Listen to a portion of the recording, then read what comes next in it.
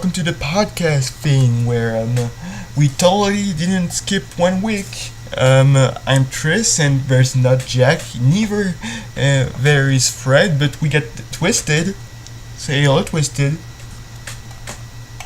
Hello. I hope someone's recording me. Yes, we are recording, and I hope Audacity doesn't fuck up this time. Yes. In case anyone doesn't know, we were supposed to record a podcast. I think it was last week. 2 weeks or ago. 2 weeks ago, but the recording just went what happened again? Well, Audacity fucked up and it didn't save the recording. Yeah, so we had to skip that week because then everyone just became busy and everyone just kind of lost interest in recording it again.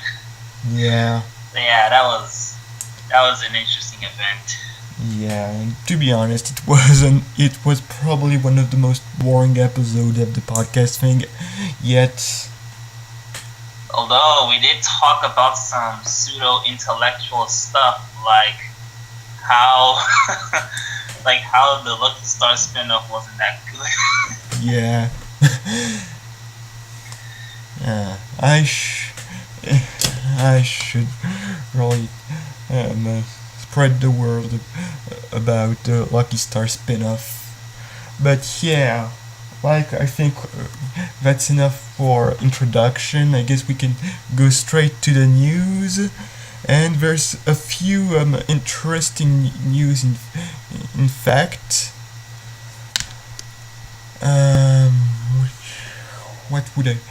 What could we start with?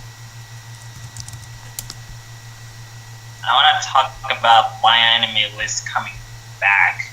Yeah, because it made my day. Like, if you didn't knew for a week, My Anime List was down for maintenance. I think they had some problem concerning I think it's because of the freaking anime store, manga store, that was kind of a strange idea at first, but the fact that it made online transaction even more frequent than just to donate to the site was, I guess, kind of risky, and thus that they had and now it's partially back, although a lot of the content, such as seeing profiles of people or the I can't access my profile, which is wrong. The reviews, the recommendation, and all that stuff are still down. And I remember at first you couldn't the whole manga section was down at the first days of the of Mal being back, but it was the first thing to being brought back. Yeah, I mean, at least we can still update our lists, which, to be honest, that's probably the thing that I care for the most. Yeah. I mean, when My Anime List was down, I just recently finished watching Hoseki no Kuni, and I was just freaking out because I thought, where am I gonna organize this show? What if I forget, something like that? And I don't know, I guess because I've been using My Anime List for a while, that it's just kind of embedded in my lifestyle. I feel the urge to organize every little thing I watch and complete watching and stuff. So I was just freaking out. I think I'd also recently finished watching Death Note for the first time, and yeah, there was nowhere I could have listed, yep, I finished watching Death Note 8 out of 10. There was any list, but that I have to recollect everything I've ever watched, which is actually not a lot, but still, it's a it's like I think 40 more than 49 shows. And I'm not gonna do that anytime soon. But but yeah, we that was a strange time to be alive. Also, like, I had the patience to do an analyst account, and now I'm on both sites because I kind of grew Yeah. attached to the to analyst, even though it's even though at points it can be kind of shit because there's stuff that aren't anime at all that are an analyst, like for example the Ruby Spears Mega Man cartoon. Yeah, I mean, to be fair, any list is actually not that bad. In fact, there are switched. My anime list had like choosing your rating system, but still, I also think like the interface is kind of better. It's a little bit more user friendly, even though I think sometimes the pages aren't like enriched enough. But still, like, I think it was a decent website. I could compare it to my anime list. The problem is that I would have to just spend an entire day trying to remember everything I've ever watched, which is a bit tiresome. Yeah, but also I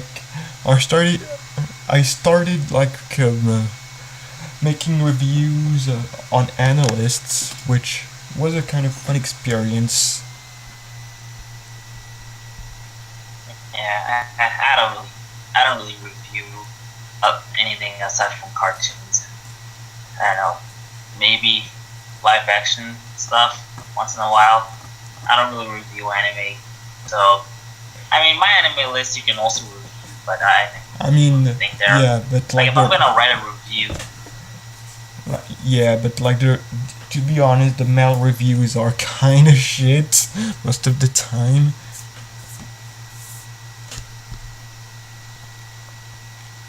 But yeah, Mel is back, and thank God it is. I don't know if we're gonna talk about this. Okay. Speaking of anime, there's like this one. There's this one like trapped in the real in another world anime that actually got cancelled because the author of the original manga or like novel, I don't know, like said like racist stuff about Chinese and South Korean people, thus they straight up cancelled the anime adaptation. That's kind of worrying. Remember that video Mother's Basement uploaded about how sometimes shitty people can make great art? Well, I always think about that whenever I do news. Yeah, but I think it's like a first time this happens to like an anime that the show gets straight out cancelled before it starts because the author is a racist fuck. Yeah, you might actually be right, because I do remember. I do remember, like in Mother's Basement video, the guy he was talking about, who ended up being an anti-Semite, like I think he was still like producing stuff, despite the fact that he was posting some pretty bigoted things. So yeah, this might actually be one of the probably the first time. I mean, it might not, but it's definitely one of the few times this has happened. Yeah, and I mean we knew that basically Yamakan, the first director of Lucky Star, got fired because of the negative reception of episode 1 is enforced I think sexual harassment deal after from KyoAni. So I mean, You know, I would almost yeah, like that. I would almost respect. I would almost respect that guy because I've heard that he says like he's pretty open about his feelings on certain stuff about the media, which is kind of funny to me. yeah. But then I heard that he was involved in some like sexual harassment. That's when I was like, yeah, go fuck yourself. I mean, To be honest, the first episode of Lucky Star was great, but still. to be honest, I kind of call him the John K of anime because when you look at his career, it's kind of exactly the same thing. Like the thing that he's the most I actually agree. like the thing is famous for he didn't he was fired before the show was even complete, and all that he did afterwards is either bullshit,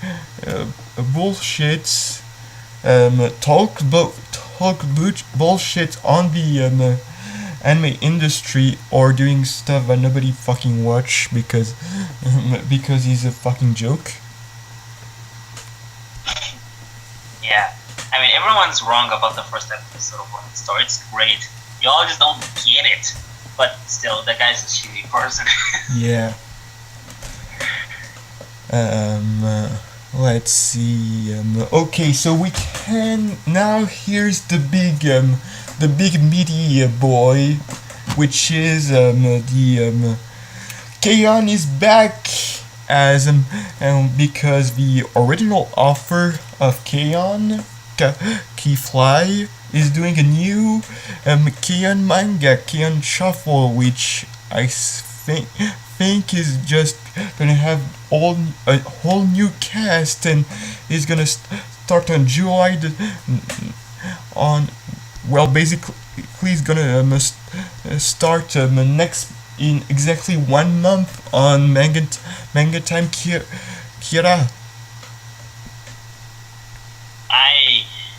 I will probably read it, even though I probably won't like it. Yeah, I mean I have been interested in like what? No, it's okay. Continue. Oh, like I have been interested in reading the K-On! Manga, specifically the one involving college, but I don't have enough incentive to do that because, like, I mean, let's be honest, they don't really look good. Yeah. Like they failed to give me a first impression. Yeah. Oh, but it seems like Kaki Fly learned how to draw now, because the only image we got of K-On! Shuffle is actually not that bad.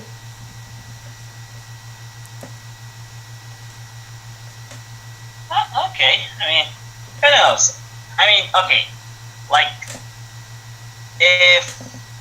if the first few like adaptations are close to the story of the anime, then I will at least start reading like what happened, like the rest of the manga adaptations that don't involve the story that everything that happened in the series, because I'm not gonna read everything that came before that. It's pointless, and it's probably not even good. Yeah. You know? Also, it's the first few chapters of the K-On! Manga is just like the K-On! First season, but if it was an ecchi manga. Yeah, that's another thing that alienates me. Like, I don't really have a problem with ecchi, but I'm not used to K-On! Being that type of show. Yeah. Yeah. That's why it kind of feels a little bit weird. But I mean, to be fair, it's not the manga's fault. It's actually the anime's fault. But still, I can't really change that.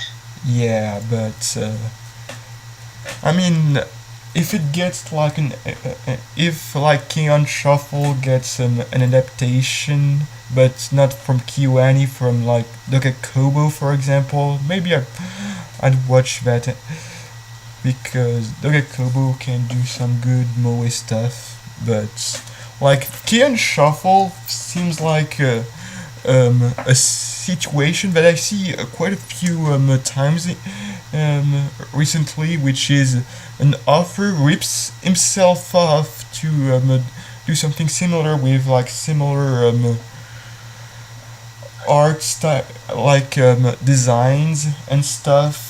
But with Keon Shuffle, he's not even trying. He's using the same like brain recognition, even though like it seems to be a new cast. Yeah, I mean, like I'm gonna have to see what this new test is. I'm very skeptical, but who knows? Maybe I'll like it. Yeah, but I'm gonna say this: the only girl we have a design of is a bit cute.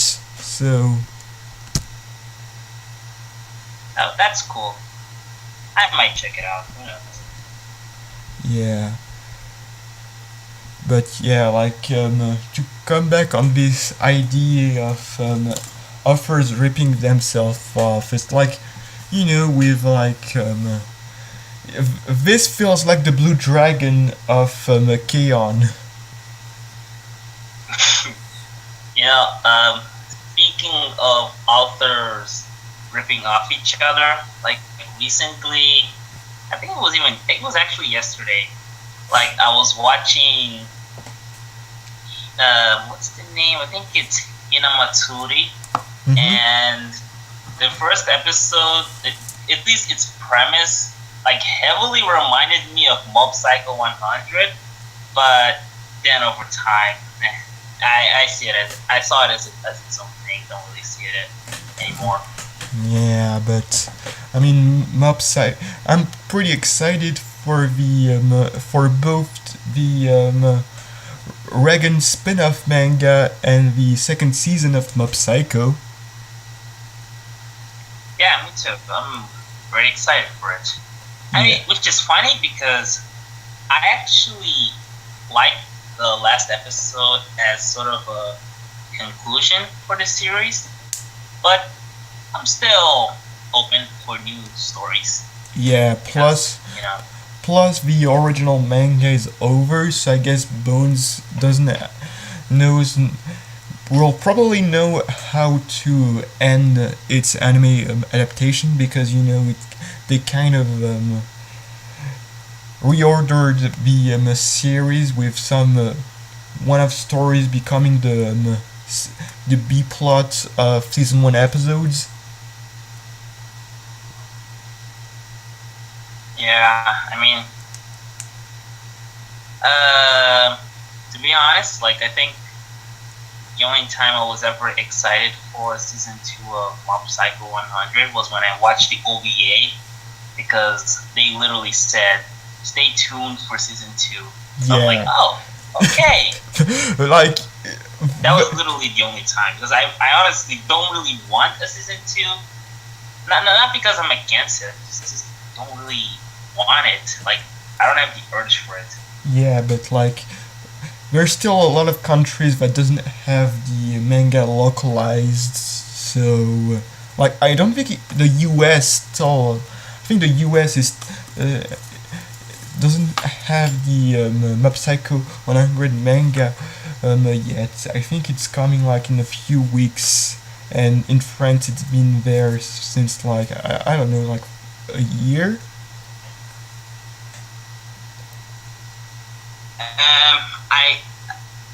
I have a sort of a similar experience to that, Mm-hmm. because with here in Portugal, like there are certain stories that are from, like, they dates back in the 90s, late 90s of course, but still, and only got published like a couple of years back, like 2012 or 13. Mm-hmm. So that's kind of it's kind of sad. Yeah, but at least It's really sad. Yeah, but at least you know that you can have some pretty. You'll probably get some pretty good 90s manga. I mean, pretty nice addition of those 90s manga, and while some countries have very old copies of them that are out of print and extremely expensive, so I guess that's seeing it that way, it's an advantage. Yes, although for me it's not really an advantage because uh, these translations tend to fuck up. Like, I remember reading the first chapter of Naruto, and when Naruto, like, there's a certain point where Naruto activates Kabe Bushi no Jutsu, which is Shadow Clone Jutsu, and in the translation it says, I mean, I can't really say in Portuguese since you won't really understand, but translated in English, it meant Shadow Clone Ninja, and I was just completely baffled. Oh, Like, that I have no idea what made them think that Jutsu was the same thing as Ninja. that kind of reminds me of like the French translation of the original Dragon Ball Z anime, where they would like rename some attacks to stuff like Magic Ray. Yeah, I mean, I don't like. That's right. I'm pretty sure I heard my voice. I could hear my voice through your speaker. That was kind of weird. But yeah, anyway, I was saying that I don't really want these translations. I mean, for starters, like, I'm already fine with English translations. In fact, I'm even fine with fan like translations because they tend to be really funny because they add profanity, a lot more profanity than normal publishers would put. But for me, it's even better because it's a lot more hilarious. But still, you know, I'd much rather read those than Portuguese translations because they're not accurate and sometimes they kind of suck. Yeah, like speaking of like weird like French translation, that reminds me of one of my friends like once like posted a French a kind of French translation of Doctor Slump, and they added a Rick Ashley joke.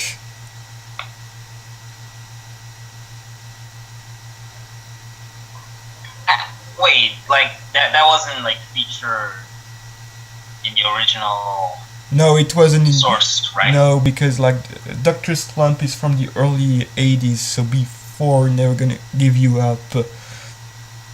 So yeah, that's basically just me. So yeah, the French translator just added a meme to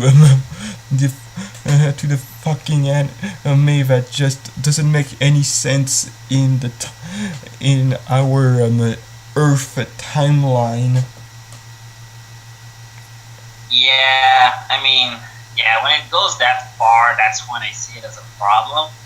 Like, I remember I remember watching the Lucky Star OVA, and apparently there's a fan dub in English. It's not good. I don't like the voice. I don't like the quality of the voices. I don't think they're good voice actors. And in one of like while they were playing that video game that I don't remember which one was, and there was a certain point where I think it was Kanata referenced Sword Art Online, which was weird because like Kanata doesn't really read light novels. In fact, she doesn't really like it. And at the time, I'm pretty sure Sword Art Online wasn't an anime adaptation yet, so it's kind of weird for her to reference that. Yeah, like Yeah, that was. yeah, technically, like the Sword Art Online light novel was already publishing, but yeah, as you said, Konata doesn't like novels. That's Kagami's thing. Also, I never understood why the Lucky Star VA never got like the dub with the freaking voice, but that's probably because Bandai went bankrupt. The original dubbing service kind of went bankrupt a, a few months before the OVA got released in America, so they just made it sub only.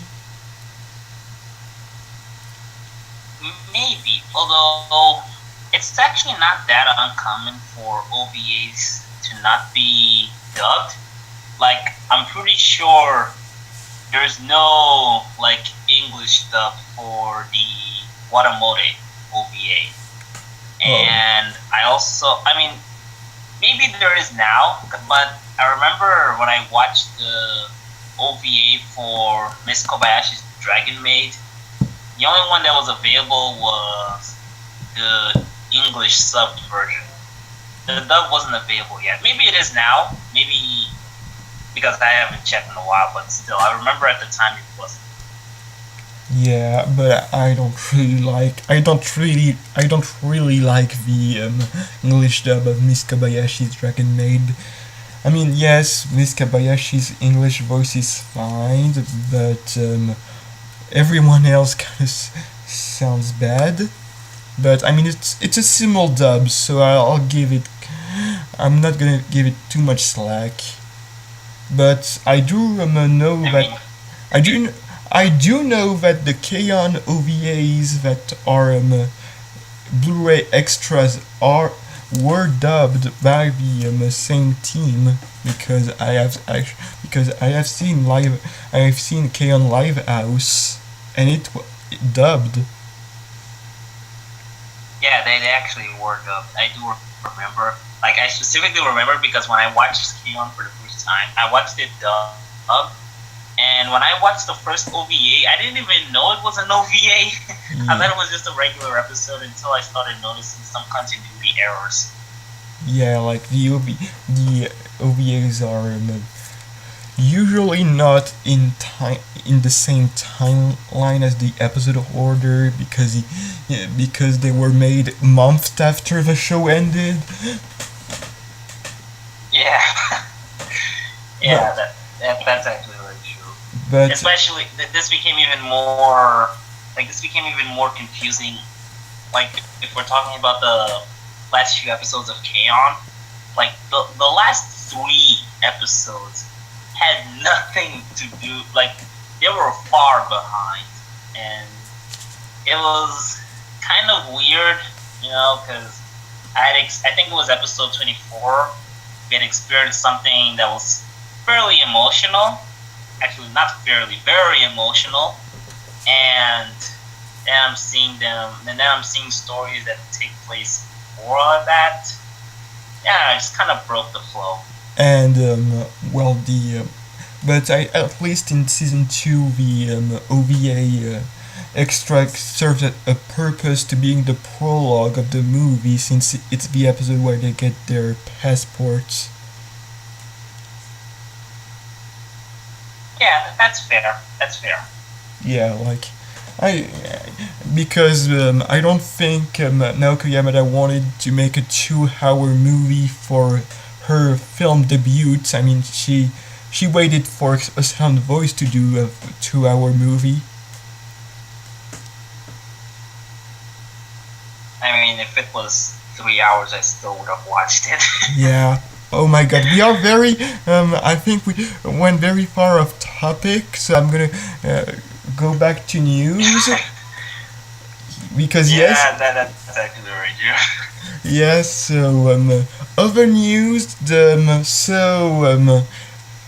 I got kind of a sad news, but Pop Team Epic creator Kebab, got his Twitter suspended because Twitter is a fucking bitch.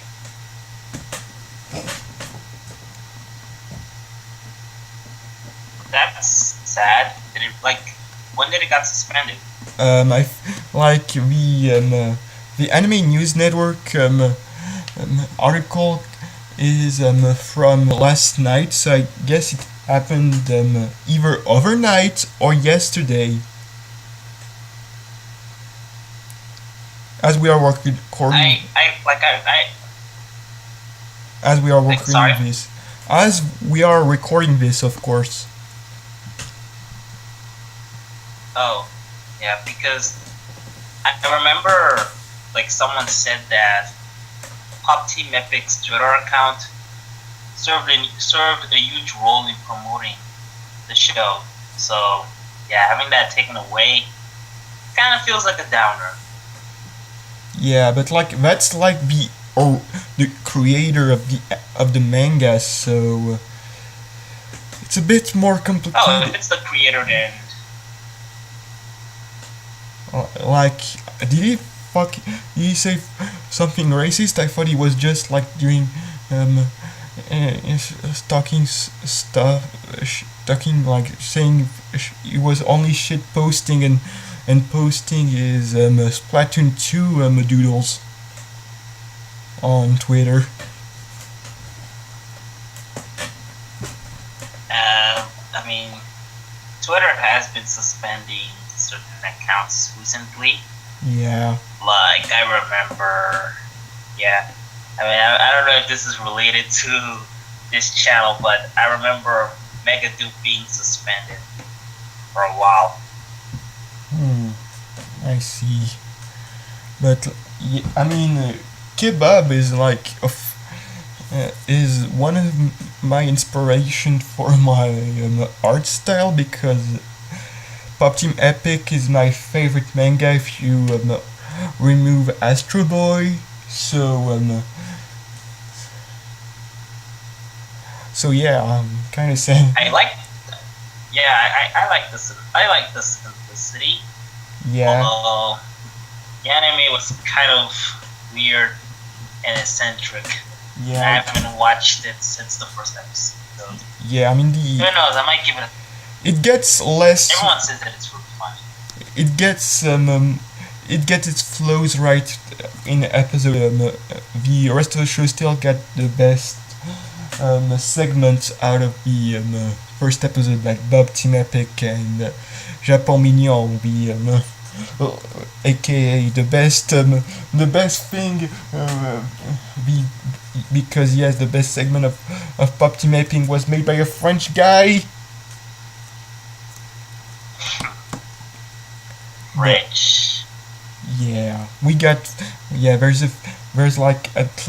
at least like 4 French people in the anime industry, and they're all pretty great. I wish there were more. Actually, no, I don't wish there were more Portuguese people working in either anime or cartoon industry, because I would probably get really jealous. But yeah, I'm actually fine the way it is. Yeah, because like, fuck, it's just so cool to think that the creator of Cuddly Yoko actually made an anime. Oh god, I haven't watched Cuddly Yoko in a while. Yeah, I haven't watched it myself. I wonder if it still holds up. Yeah, but at least if it doesn't, we still have the anime by the same people, Oban Star Racers. But yeah, on other news, and I think we're gonna stop with news after that. John Lasseter is going to leave Disney, not right now, but at the end of the year, because I guess even though if he's a sexual predator, he does give money to the Mickey House. That's the sad part. It's when the person who gives the company the most financial, like the person, like, I mean, like John Lasseter, like, produced a lot of like really popular and successful movies, and he probably also had a big role in the company. and so taking him out is very hard. Like it's a very hard and complicated decision.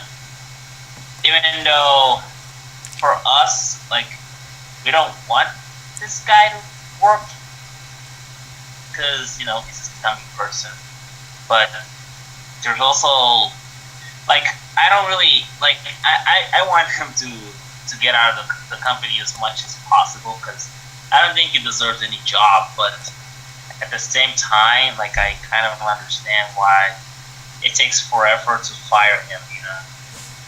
Yeah, but at least they are firing him at some point, and I guess waiting for the end of the year was like the best compromise Disney could have done.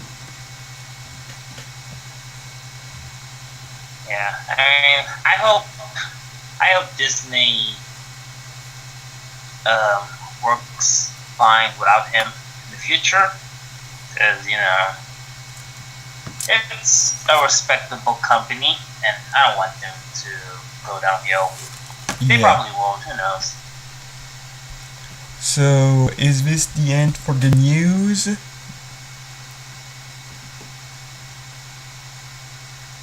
Yes, it's the end. Okay, so here's one news from my segment that should have been starting in the last podcast, but since it got fucked, this is the actual debut of this segment, which is the news that only Trist cares about.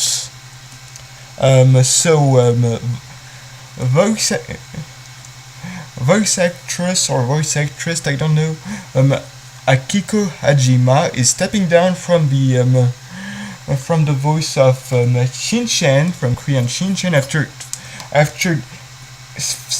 26 years. That's gonna be it's gonna be fucking hard to think that one main character of a ultra popular kids anime is changing his voice after almost 900 episodes.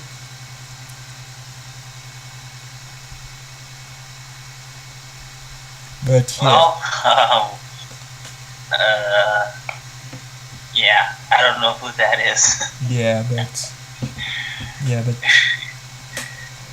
I need to watch Shin-chan, whether it is the original version or the Adult Swim cuts.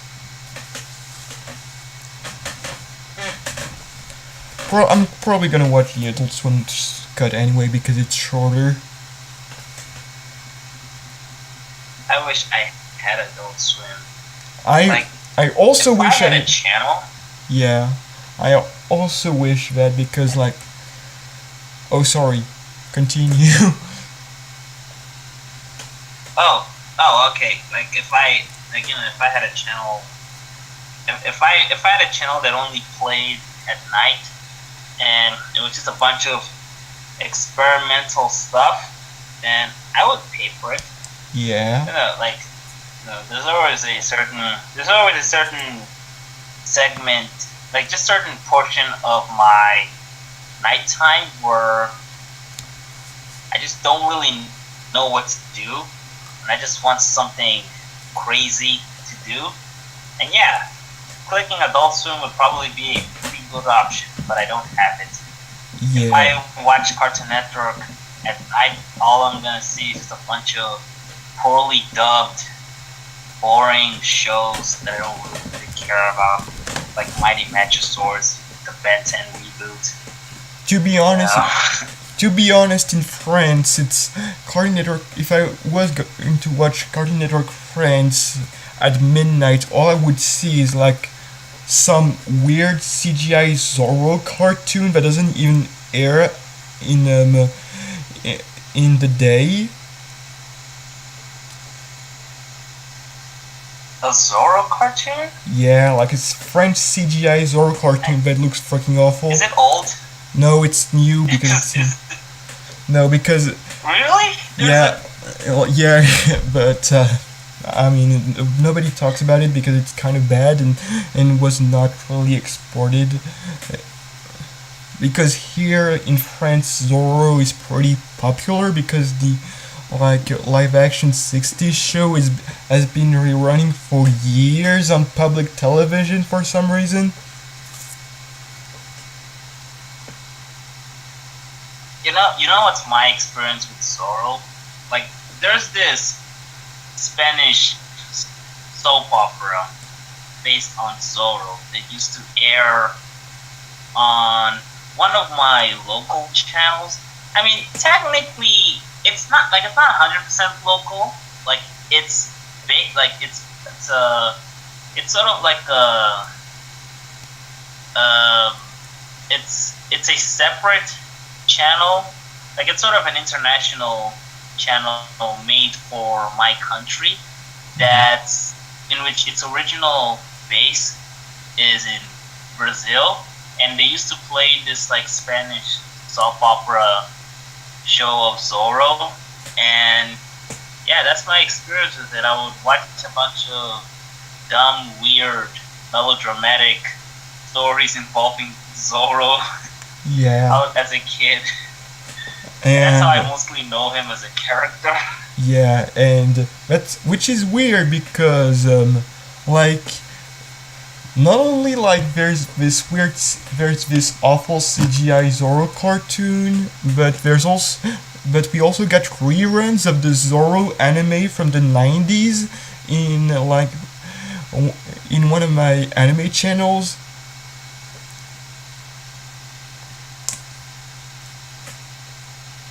And yes, it's a fucking thing that I exists. Oh god.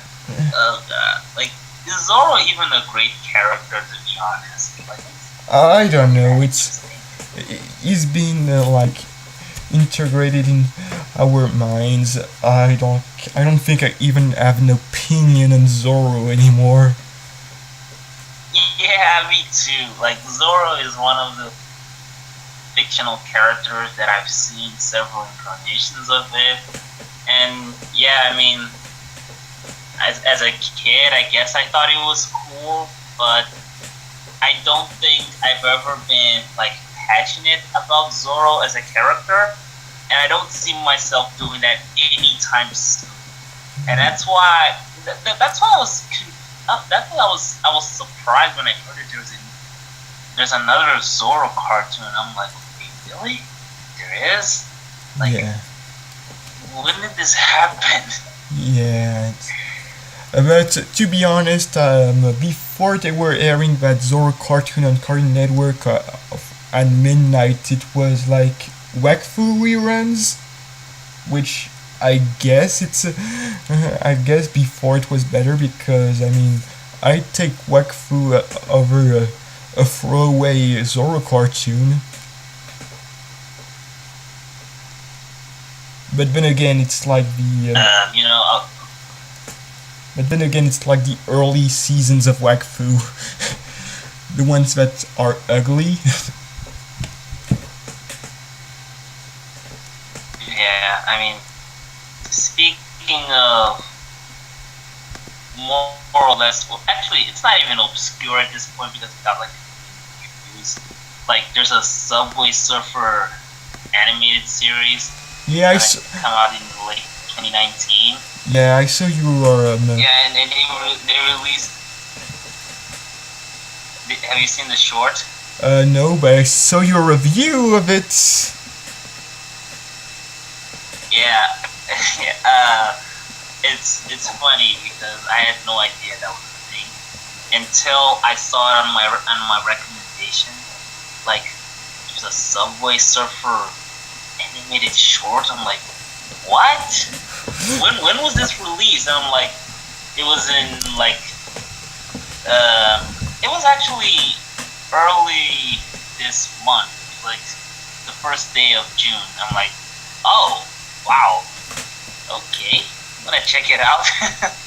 But yeah, I mean, it was strange, but it wasn't that Like I thought it was an interesting. Like I thought it was an interesting topic. I thought it was interesting that there's an upcoming animated show based on Subway Surfer.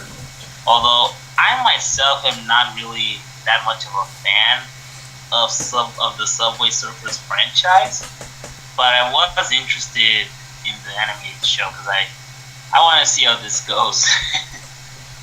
Um, speaking of like cartoons based on outdated mobile games, did you know that there was like a freaking French animated series based on Pet the Dog? You know that old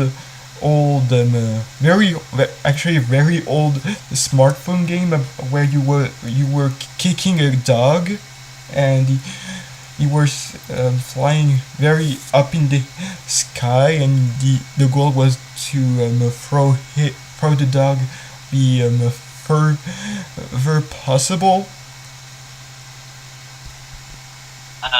Hang on. I think I know what game you're talking about, but no, actually no. I'm confusing with something else. No, I have no idea what game that is. Yeah, When but was it released? I remember the game being on Facebook back in like freaking 2009, and in 2017 out of nowhere, France made a CGI animated series about this. 80 years after the game was relevant. Like, I'm just baffled whenever people make these decisions. Like it just kind of shows how long a production for a show can be. Like 8 years after it was released. Like the Subway Surfers also like 5 years after it was released. Like no one even really talks about it anymore. No one really cares about Subway Surfers anymore. Like even the people I knew that played that game and really liked it, they don't care about it anymore. It's irrelevant, but they're making an animated series. Gotta Yeah, congratulate them. yeah, They have the balls. yeah. I mean, it's weird to think that the Angry Birds animated short uh, were the one that succeeded to be released back when the game were still somewhat relevant. But then again, it was like 4 years after the release of the original Angry Birds. So I mean, with the Angry Birds movie, I'm a little more forgiving because, like, when that movie was released, like, I knew some people who still cared about it. Kind of. Not, actually, not really. I mean, Like, I don't know. Like, if mostly I compare, kids. I mean, kids were still into Angry Birds when the movie came out, and like 3 years before the movie, there were like those animated shorts, Angry Birds tunes. yeah, that's true. So yeah, I'm more forgiving of that decision. I haven't Yeah, actually watched the movie. I don't think I'll ever do because it's a fucking Angry Birds movie. But still, I to, can respect them from the perspective of a business. to be honest, I actually saw the Angry Birds movie in theaters.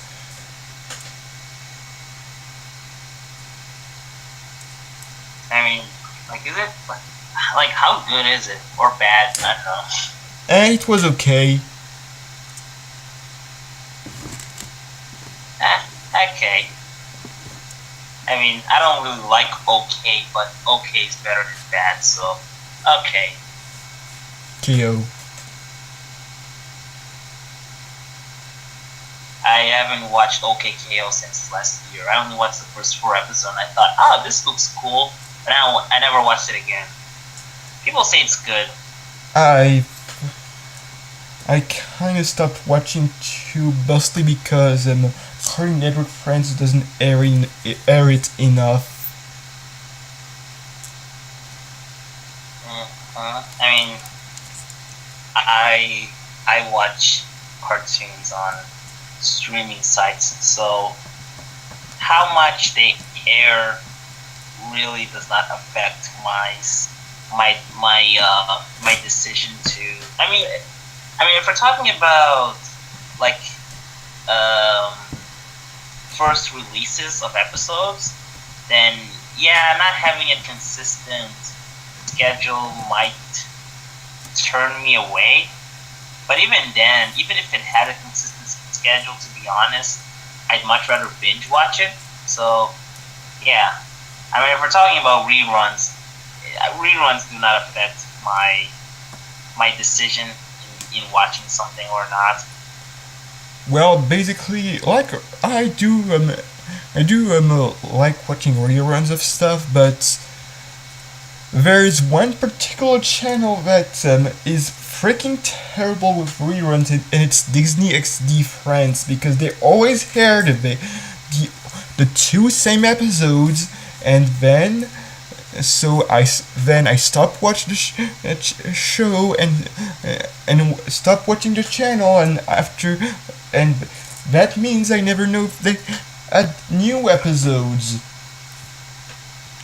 That happened to me with Star Versus, with Milo Murphy's Law, and with DuckTales. That's a free fucking show where it happened. I didn't have this problem with Gravity Falls because I was so into this show I couldn't wait the French dub to arrive.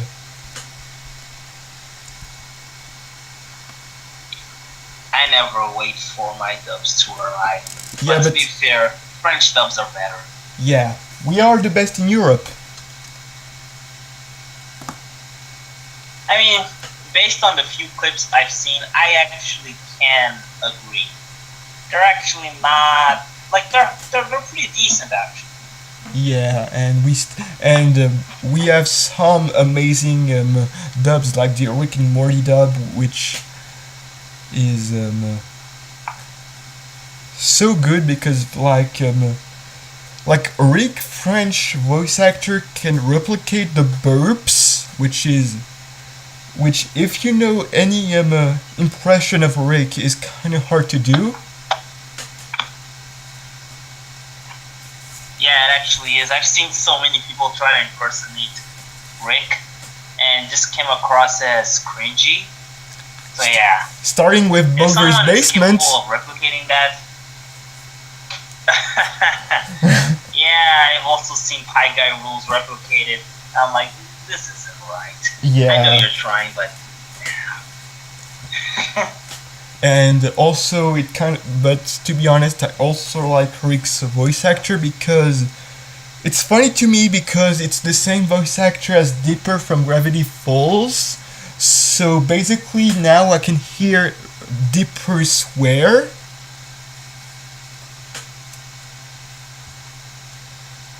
And if I learned anything from impersonating Mickey Mouse, is that making a Disney character say fuck is the best thing ever. Speaking of Mickey Mouse, I think Mickey Mouse is probably the easiest character to impersonate. Like, it's so freaking easy. Like, I remember comparing the English and Portuguese voices of Mickey Mouse. I'm like, they sound the exact same.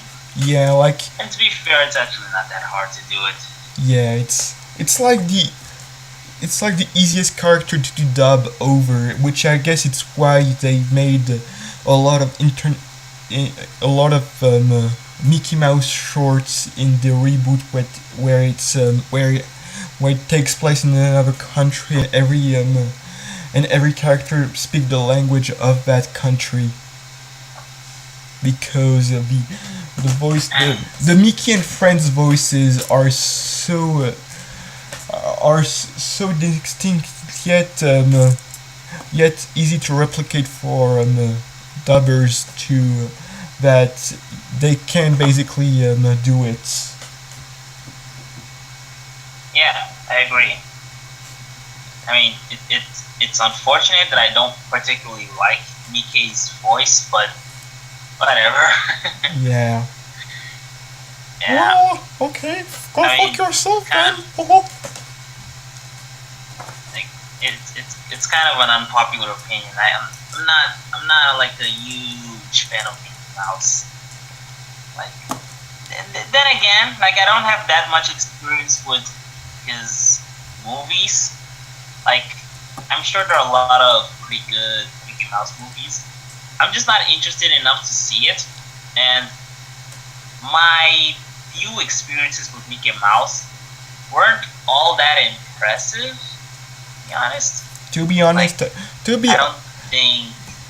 to be honest, I started like Mickey Mouse with the theatrical shorts and House of Mouse, which are both pretty good.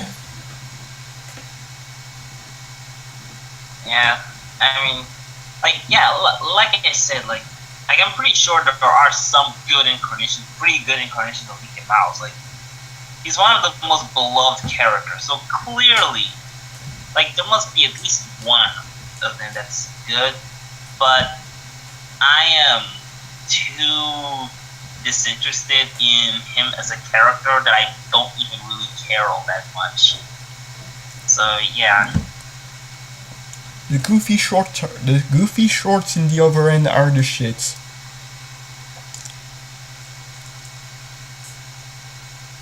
I think there's a like did Goofy once like go to hell or something like that? I don't know, that was Pluto. That was Pluto. I think I was thinking about a Family Guy cutaway gag. So yeah, it was Pluto. You're right. Yeah, I like now the- remember. Like the Family Guy cutaway gag was yet another joke where the punchline is Disney's anti-Semite.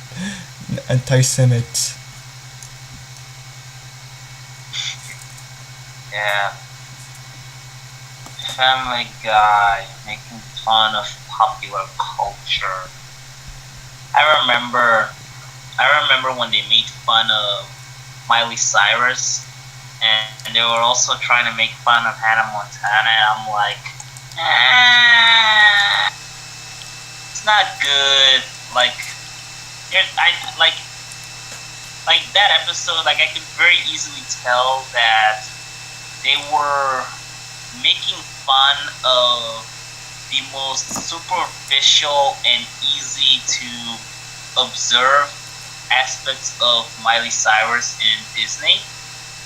And that was kind of disappointing because I think there's so much material for making fun of Hannah Montana, but they just kind of wasted the potential. But whatever. I don't really expect much from Family Guy. I in remember. terms of To be honest, I remember like a Simpsons parody of Hannah Montana that was called Alaska, Nebraska, which is very funny because like it's just because Hannah Montana is kind of a stupid name, mostly because of the like the last name being a state. And then they went for the Simpsons parody. They went full out with giving her both her first and last name to be American states, and that's kind of and that's the only funny thing about this parody. It's the fucking name they gave it. Yeah, because it really is a stupid name. Yeah. Like it's they clearly just chose it because it rhymes with Hannah. Yeah. I mean, like I'm pretty sure that when they came up with that name, they didn't really think about it all that much, and that's because I once saw a video from Lemino that's called Top 10 Facts About Disney, and it turns out the first name they had for Hannah Montana was a name that was actually affiliated with a porn star, so they had to change it.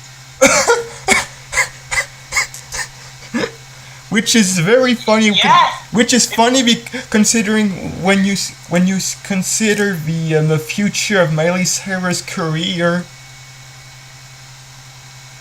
I guess. I mean, she's not a porn star, but I get why. Yeah, that was the edgy joke of the day, everyone. Yeah. Every week we'll tell an edgy joke. This week was whatever joke it was, and next week we're gonna have to wait for it. But trust me, it's gonna be so edgy that your parents will question whether or not they were raising him properly, even though every kid knows what a swear word is. Yeah, because adults use them. Yeah, yeah, that's very true. Okay, I'm pretty sure I'm gonna. Yeah, okay, so I'm pretty sure that the name of this podcast will be Tris and Dan's are rambles about random stuff for an hour and a half. Oh God, what have we done? Yeah, because it's that should be in the title as well. yeah.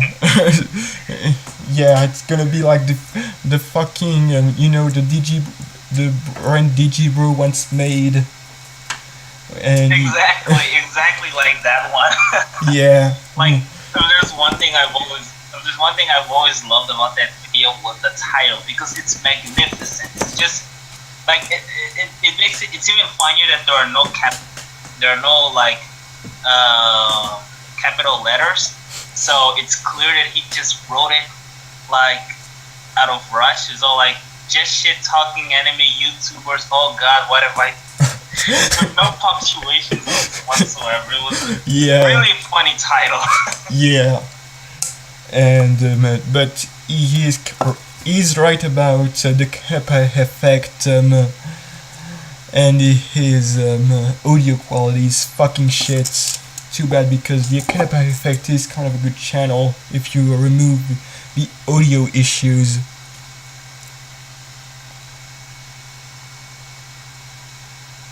Yeah, I like Canepa, I just don't like his audio. Yeah. Completely agree. Yeah, I've seen. Okay, continue. Yeah, I was just gonna say that my views on Canepa are pretty much Digibro's views. Like, I like him, I like his videos, and I really like what he's doing. I just don't like his delivery and mic quality. That's pretty much it.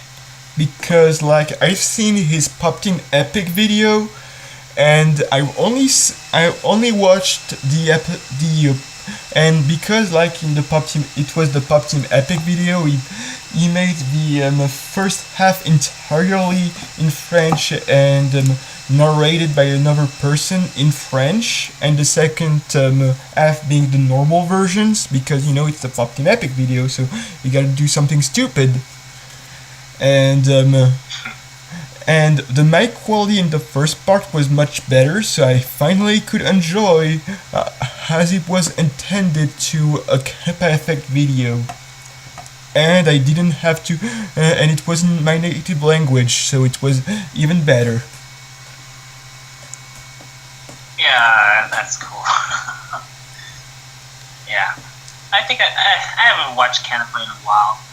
I think I might even watch his videos after this podcast, because I remember him uploading several videos that sounded kind of interesting, but I was like, I'll watch it later. But I think I'm gonna watch it now.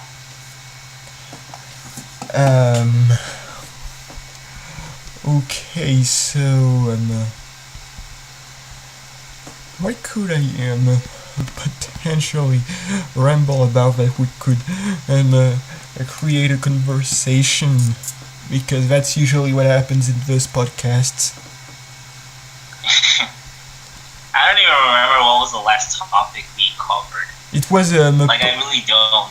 like in the Lost podcast, it was personal animation stories and like the last one you were. Oh yeah. And the last one you were in was basically the was like the shitty animated studios saga, which was the first podcast to gain 50 views. Though the Hiroyuki Imaishi one got more views now. Yeah. Oh yeah. I remember we shared our stories. Yeah. Oh yeah. I forgot about this, but did you know that Pac-Man and the Ghostly Adventures was considered an anime? No, I had no idea that was a thing. Well, it's the CGI Pac-Man show where the oh man, I'm a meme. That would be funny if it wasn't so horrible. Yeah, I don't know. Like, I don't really like. Like, what can you really do with Pac-Man? Such a overly simplistic character. Like, even more overly simplistic than Super Mario. So, what can you really do with him? Oh hey, oh hey Jack. Okay, how bad were the problems this time? Okay, so the problem was that my mic was working. Well, my computer mic was working all the way when nobody was there, but suddenly when Twisted came along, the mic decided to fuck up. Also, I'd like to comment that your new profile picture with stalking is actually pretty good. And for the first time, I'm actually gonna say that stalking looks hot. Well, it's actually not mine. I just found it on Twitter. Yeah, I know, but still. Yeah. Well, what did you guys? Did I miss anything, or did you guys just talk about news for like an hour? We did talk about some news about a new Keon manga that and also the Pop Team Epic creator getting suspended on Twitter, and all the John Lasseter news, that sort of stuff. Also, what happened to Cosmo? We didn't get him on.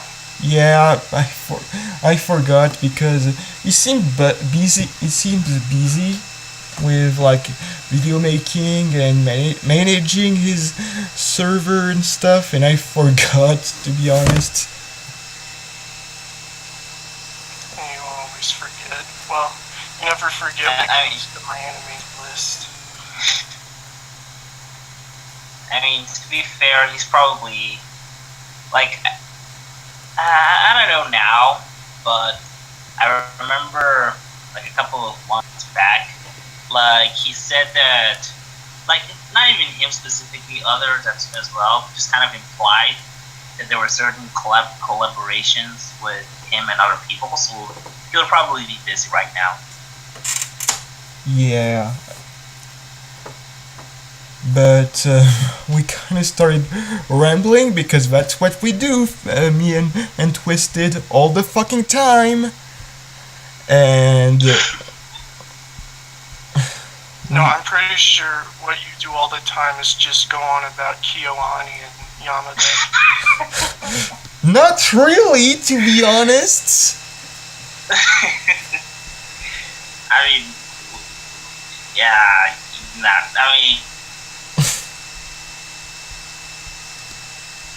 Yeah. Anyway, what's the topic? If it's like something I'd be into, I'll give my 2 cents. Oh, wait. Fuck! I forgot about giving a topic. This is what am I doing with my life? Actually, that's a good topic. What am I doing with my life? Yes, what are you doing with your life? Well, I finished high school yesterday. Cool. That's actually pretty cool. Yeah.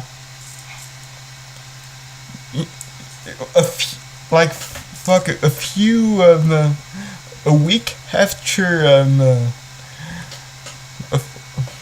like Jack gets a job, I finish high school, and I mean there's still exams, but technically I don't have classes anymore.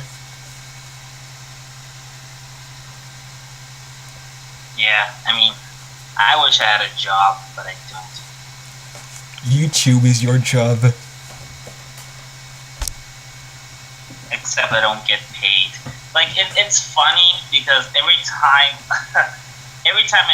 I mention like people I know that aren't too familiar with YouTube, whenever I say to them that hey, I have a YouTube account, and they're always like, oh, you're probably needing money. I'm like, I'm really not. Like I'm really not gaining any money from YouTube.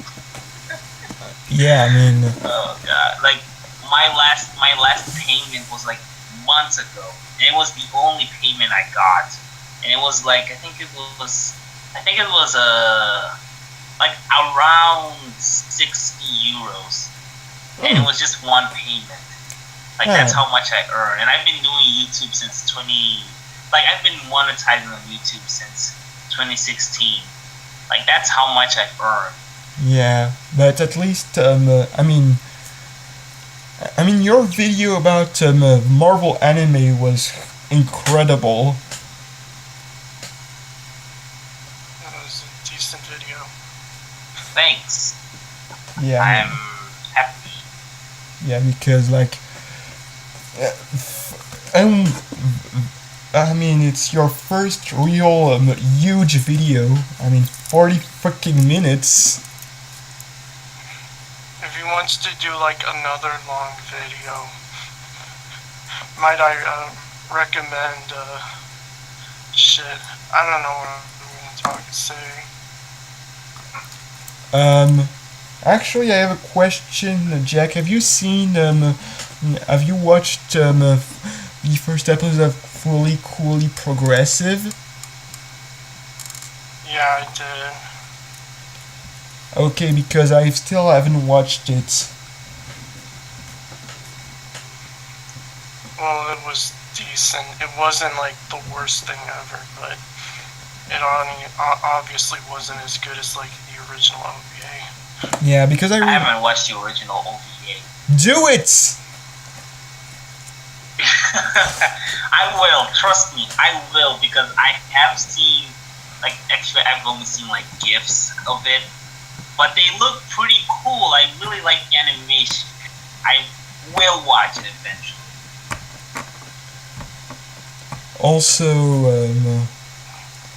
like, I have watched the first episode of Alternative, and I still can't like forgive them to have almost never use a song by the Pillars that wasn't an instrumental, and when they use a freaking non-instrumental song, it's for a montage.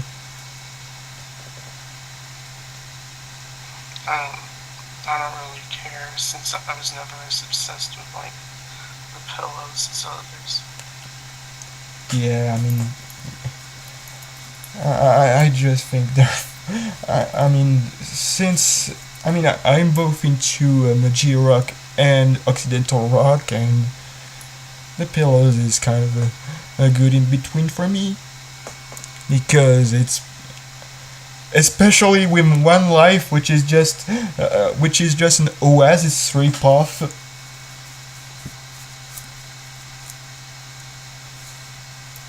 I like music even though I don't listen to it. my taste in music is better than all of yours.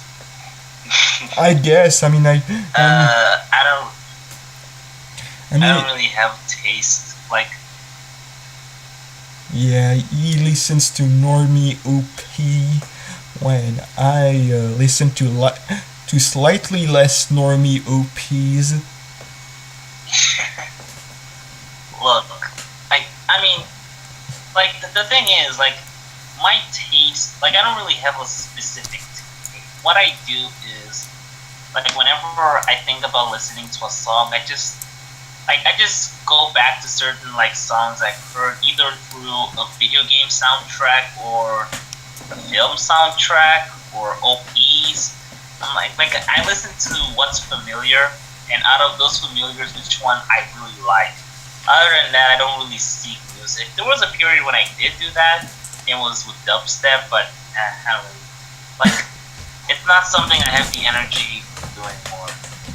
Yeah, I mean, also, I'm pretty sure there will be at one point where I'm gonna stop like being there because like I'm think I'm gonna start watching like Arcadia of my youth on TV, which is which is one of the Legend Matsumoto anime.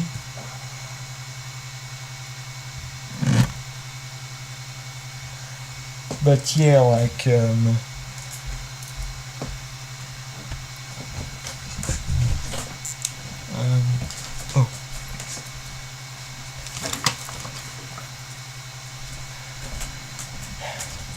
But anyway,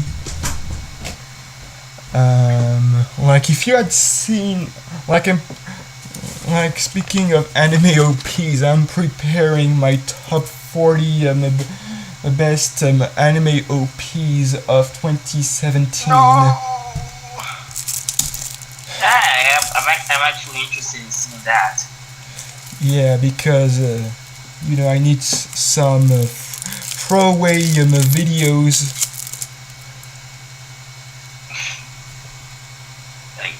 Because Yeah, if I only like, because if I only if I had only put it the podcast on my channel, I don't think I would get as much views as I do now, because YouTube, like, the algorithm doesn't work like that. It's like you have to have consistently uploading, which is kind of what I've been doing right now, even though like I'm kind of taking a break right now. I mean, I haven't uploaded something since Wednesday. You know, like, I agree with you, but I will say that podcast, like the podcast format is actually something that has some potential for, like, consistent content that might actually appeal to YouTube's algorithm. But the thing with podcasts is that they tend to be really long and makes it even more time consuming to edit. But if there was a way to, like, if there was a more efficient way to edit podcasts, because usually what holds podcasts back are the length, and then you're gonna have to, like, clean up certain audio mistakes, errors, and But if there was a more efficient way of doing that, I think podcasts would be the right way to take advantage of the YouTube algorithm. Especially because I actually like podcasts. I enjoy listening to podcasts a lot more than Let's Plays. I think Let's Plays are pretty boring. But podcasts I actually do like, because there is a certain period of the day where I do have time to listen to podcasts. And yeah, if YouTubers found a way to take advantage of that, it would be pretty cool. I think it would be a nice direction for YouTubers. Speaking of podcast, H3 is doing something. Yeah, and they upload segments of the podcasts, like, every day. That's something that kind of works. And yeah, I think if YouTubers could do something similar to that, it would be nice. I mean, not oversaturated, of course, but still, it's a neat idea. Speaking of podcasts, have you seen the live Pizza Party podcast? Because we actually see Span's face, and he's the whitest Mexican ever conceived. I knew what he was like before any of you guys. Yeah, me too. I once saw a picture of him. I don't remember who exactly it was, but I remember him taking a picture with someone. Yeah. I saw the picture, I think in 2016, on his Amino page. I don't think he was the one who created it. I think it was a fan-made Amino page, but someone shared that picture to that to the page. And I'm like, oh, this is how it looks like. Because now I understand why people say he looks like Dib from Invader Zim.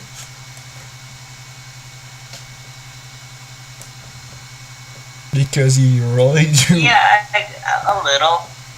I'm like, Speaking of which, Nolan is pretty fucking fat. I'm not gonna lie. yeah, we knew I that. actually knew he was fat. Yeah, I saw his cameo. I had already seen it. Yeah, I saw his cameo on the Kikasia review of Jim. Yeah, me too.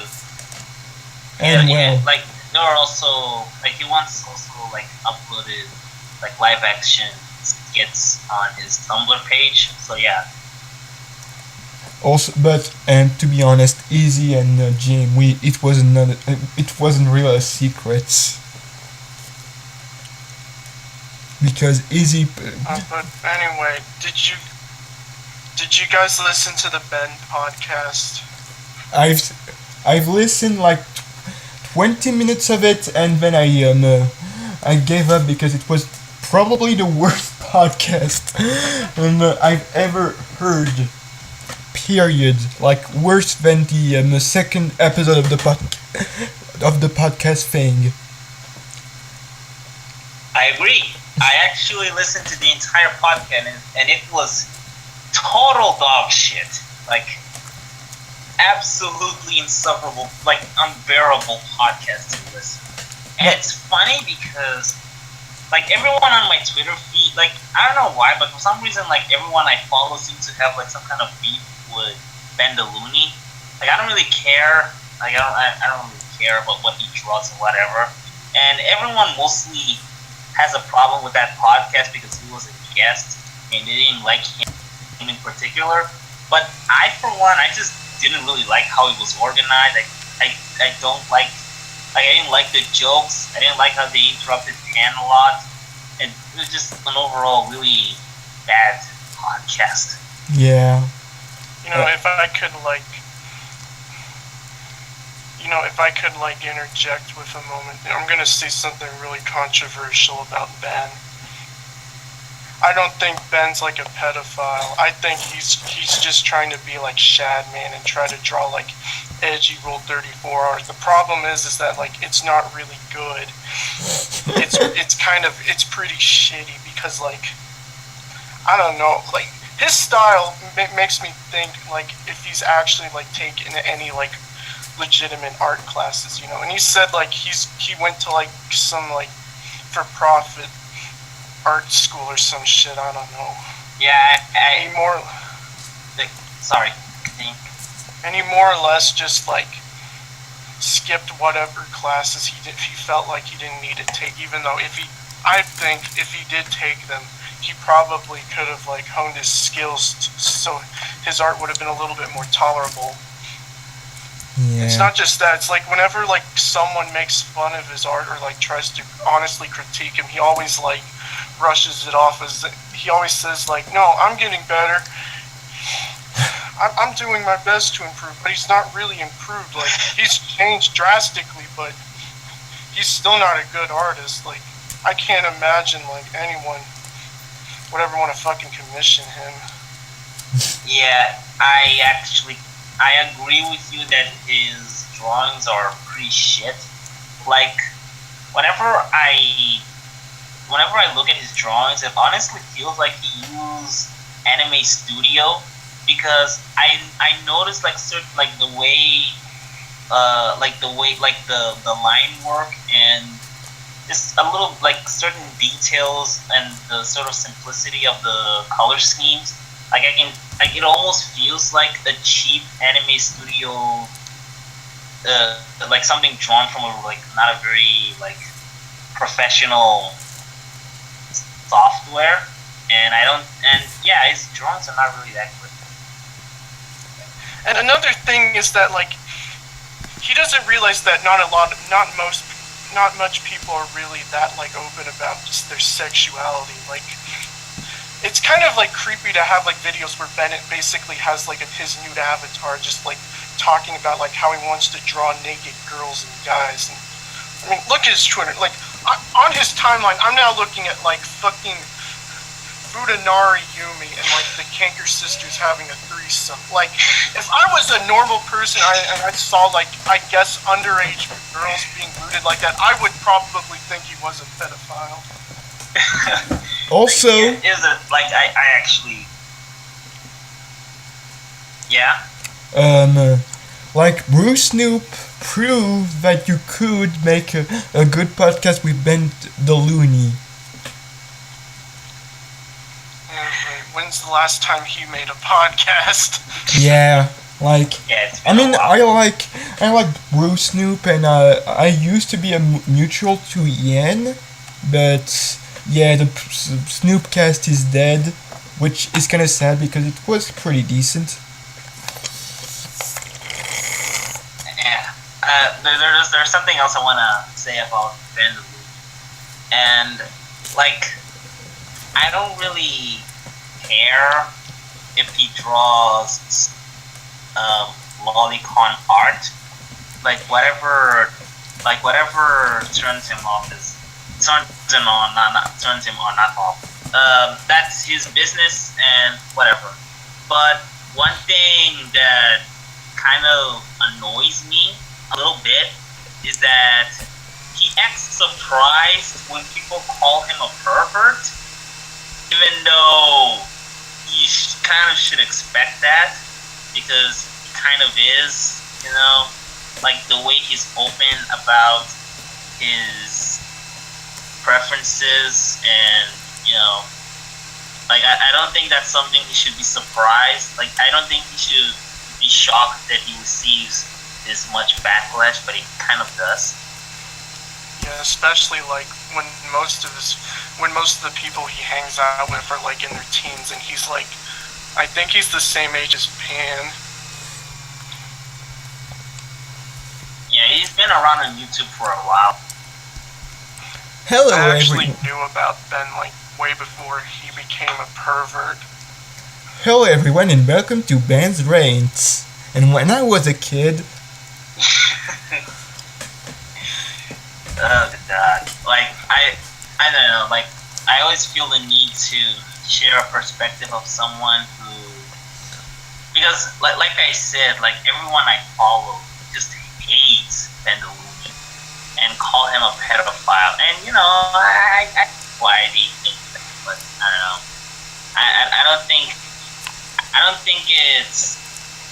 it's that simple, you know. Like whatever, like whatever. I don't really want to get into this discussion because I'm not really that informed. yeah, Yeah, it's like, yeah, it's kind of like, you know, there's a lot of people in the animation community I don't like, but I don't try to like attack them personally. I just make fun of their content. yeah. Because it's the right thing to do. Yeah, I'll make fun of everyone's content because it's out on the internet and should be subject to criticism, including really, really harsh criticism. And I will make a joke about Mother's Basement every week. Please do it. Because And I will always make fun of Enter and Digibro.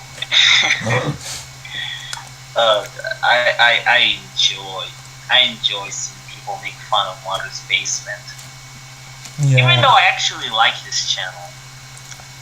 I stopped liking his channel when he kind of dropped the ball and wasn't like focused on analyzing anime OPs and just made what was getting the views and making like constantly making a video that was above 15 minutes. I will say that I'm not very into that sort of parody type of video where he talks about a broad subject like harem and magical girls, like this sort of did you know what type of video I'm talking about? Yeah, when he's trying to rip off when he rip off Gigak, you mean? Exactly. That's the best description. He's ripping off Giguk. Oh yeah, Tris really hates Giguk. I kind of prefer his. To be honest, I prefer his serious videos over his comedy stuff because his comedy kind of falls flat to me. I agree. I don't think Giguk is that fun, to be honest. Yeah, Most reviewers online aren't funny, except for maybe Mars Reviews. yeah. Mars reviews. A good YouTuber which actually got a good range of subscribers. Who would knew? Who would have thought Yeah. that would be possible? Although Yeah. although he could like scale down the description and backstory of every show. Wait, did you guys talk about like the Nickelodeon news? Oh no, we forgot about this No. one. What was it again? I mean, I didn't really forget. It's just that I'm a little bit misinformed because it's not even misinformed. It's just that I don't really know the details of the controversy, so I don't really have much opinions. Hi guys, uploaded a video about it. Yeah, I haven't seen it yet. me So- too. I'm gonna like summarize this. So apparently, like the president, or is she the CEO of Nickelodeon? Seema Zargami, however the fuck you pronounce that name, either left, resigned, or was fired from Nickelodeon. Turns out, like, she was behind a lot of the awful decisions the network took part in over the decades. Oh. So it's a good news or a bad news? I Oh, would say it's good. probably good news, but I don't expect like Nickelodeon to get any better Yeah. after this, you know. I remember when Mr. Enter used to say Nickelodeon needs to die. Yeah, Nickelodeon needs to fucking die. Good times. That's just pathetic. Like, whether or not you like or hate a network, you shouldn't be like asking for its cancellation, mainly because like there's a lot of innocent people working for it. Yeah. But that's old school Mr. Enter for ya. Not thinking of what he's talking, even though his fandom is a bunch of slaves to his opinions. Pretty much. I mean, not really, but whatever. I don't really want to like. Wait, is the new Mister is like more recent? His more recent videos better than his old shit? Well, it's mostly boring, but at least the editing by Krista Mayhem is kind of good. Okay, I will say one thing about his recent his recent animated atrocity. I thought it was decent, but there's one little flaw, and it's one thing that every reviewer on YouTube is guilty of. Mr. Enter likes to set up really like just sort of like conventional rules that every movie needs to follow, even if it's completely unnecessary. And that's something I can't really stand, because you'll hear every reviewer saying that movies are way too safe and they need to be more creative. But they keep creating these like rules that every movie has to like strictly follow. Like I remember him complaining about how the Minions movie has like narration, and he said that like even though he acknowledged that the narration has a purpose, he said that the inclusion of it makes the overall screenplay lazy. But I don't like he didn't really explain how exactly that makes it worse. Like how exactly does that like how exactly does that damage the experience? Like pretty much the only reason is that like I think like people have this notion that dialogue written screenplays are like high above, like it's the best, like it's the one, it's how you have to go if you want to create like the most technically like the technically best screenplay out there, even if it's completely unnecessary. And I think movies should choose how they want to interpret their stories their own ways. And that's how I see that's how I saw the Minions movie based on how it described. And I don't know, like there's little moments like that just kind of turns me off.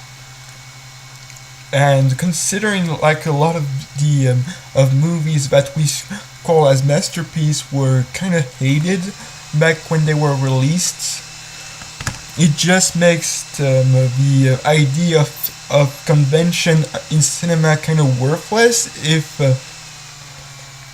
the convention, considering the older conventions, some amazing movies are considered shit. Yeah. Like I'm gonna type you some movies from the 80s that wasn't really well respected at their time, but are considered classic in their medium. Oh, you know what's great about Enter's channel now? He finally has a header. Yeah, and it's pretty, and it's Kristen Mayhem, which is kind of the cool guy from what I've seen. I don't know if me and like Enter's editor would get along well. Yeah, he kind of.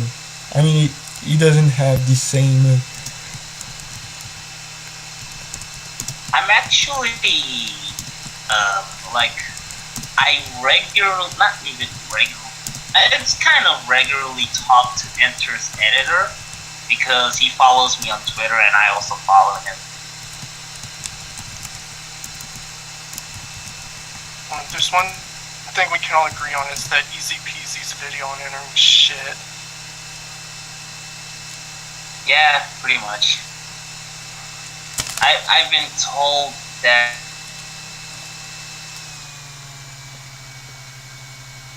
justify that which I find weird, because why would a troll want to make like a fucking 50-minute long video on Enter? Yeah, like the whole conclusion's gonna be like if anyone that likes or hates him is fucking pathetic idiot. Yeah, because that's the thing that kind of pisses me off about it's a troll argument, is that like what he wrote in that video was clearly researched.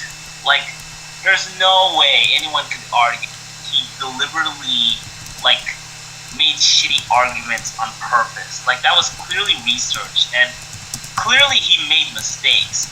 But if you point out those mistakes, they're gonna be like, oh, is this trolling? He made it on purpose. Like there's no way. Like there's no way he made it on purpose. And if he and fine, if he really wanted it to be like this trolly gotcha video, then like why would you make it so hard to make the distinction, you know? Yeah.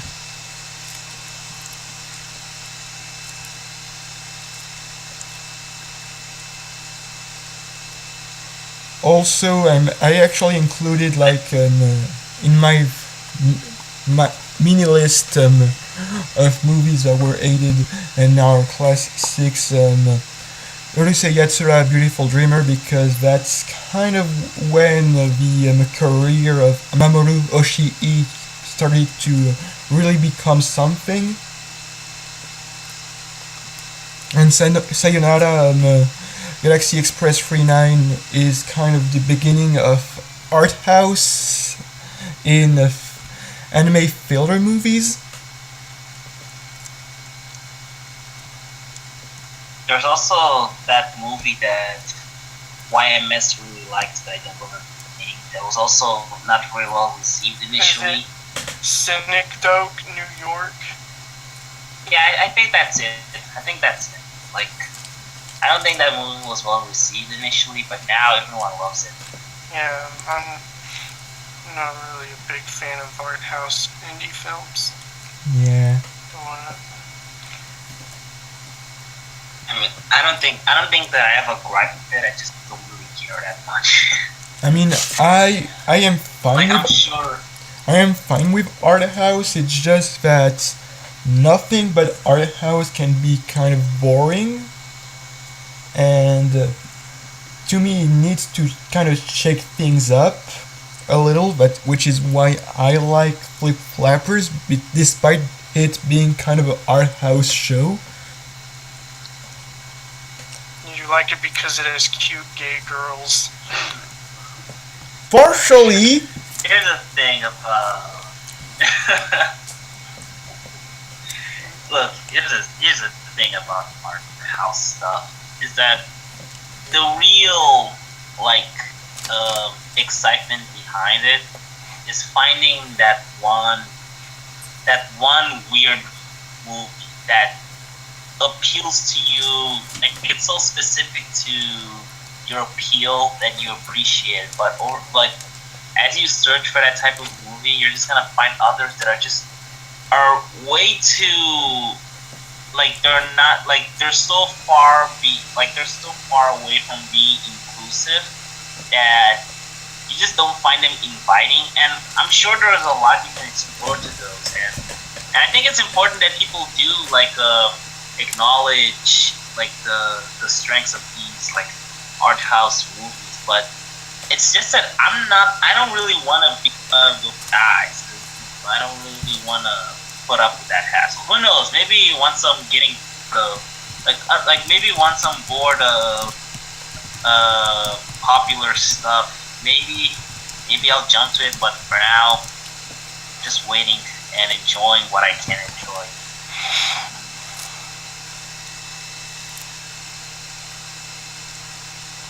Oh yeah, there are a bunch of trailers that came out this week. Oh yeah, the trailer, the trailer wars. Because really, what it is, it's a trailer wars. Like, each company basically having a trailer for their movies. Disney. Yeah. I like the. And I haven't seen any of those trailers. People were complaining about some people were complaining about the princesses in Wreck-It Ralph looking too similar. I mean, they don't look. I actually liked. I don't think they look this similar. I mean, I saw the designs on Love Live.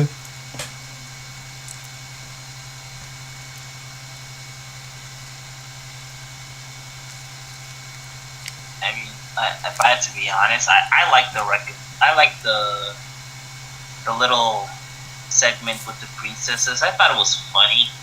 Yeah. Although we're gonna talk about the Spider-Man trailer. Unpopular opinion, I didn't really like it. I thought it was kind of a clusterfuck. Just be honest. Oh, you are going to be killed so freaking fast on the on either your channel or mine because I'm sorry, the thing, there are definitely some nice visuals there, but it was just so crowded with a million stylistic choices that it's so hard for me to tell like what type of like tone and style they're going for. And I was just so confused watching that trailer. And also, I don't really like the Spider-Man designs. I like Spider-Gwen, but everyone else, I thought they looked kind of ugly. Just saying. Yeah. Yeah, Peter's always ugly looking with those big eyebrows. I mean, we don't. Yeah. I mean, we don't have the evil Peter Parker from the MTV show.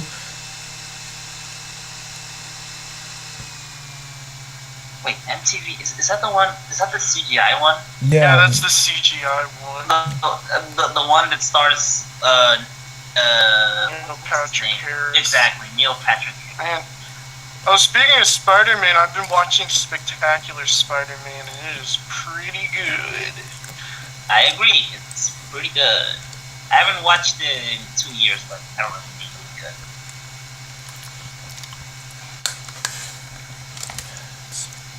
So weird that the. But yeah, like, it's kind of interesting. We're getting an animated Spider-Man film that looks distinct, even if the tone hasn't gotten, like, even if, like, the whole, like, storytelling from the trailer hasn't gotten, like, the best reception. Yeah. I mean, don't get me wrong, like, I will watch it, because it does seem promising, but I just didn't like the trailer. I think it's just... Yeah. I mean, I forgot to say, I think, does Incredibles 2 come out next week? I don't remember. I have to check. Also, Is anyone excited for Incredible? No, I'm not excited for Incredibles 2 because I haven't seen the first one. And yes, I'm the only person on Earth that I didn't see Incredibles 1. Well, sure. Well, we're in the same boat there. The only Incredibles thing I saw was, like, the Disney on Ice show, where they went to, like, Disney World. Whenever I think of On Ice, all I think is Yuri on Ice.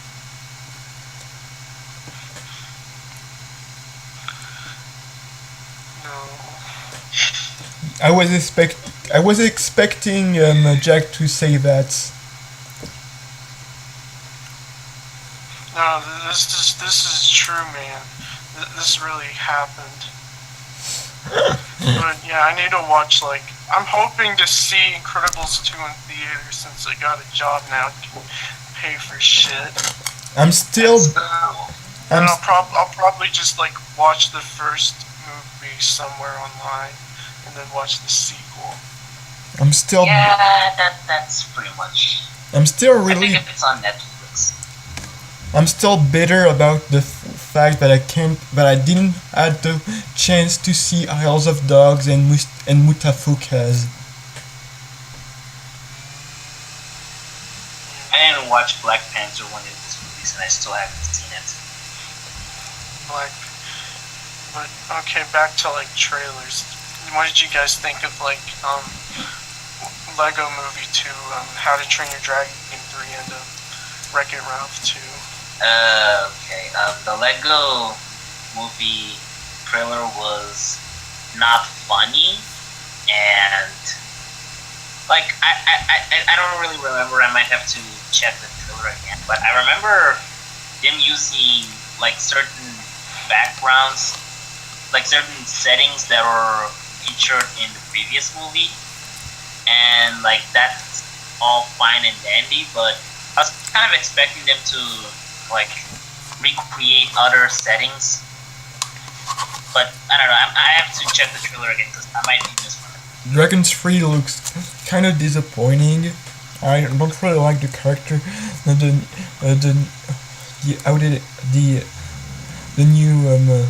The adult look of Hiccup. He looks like Mr. Enter.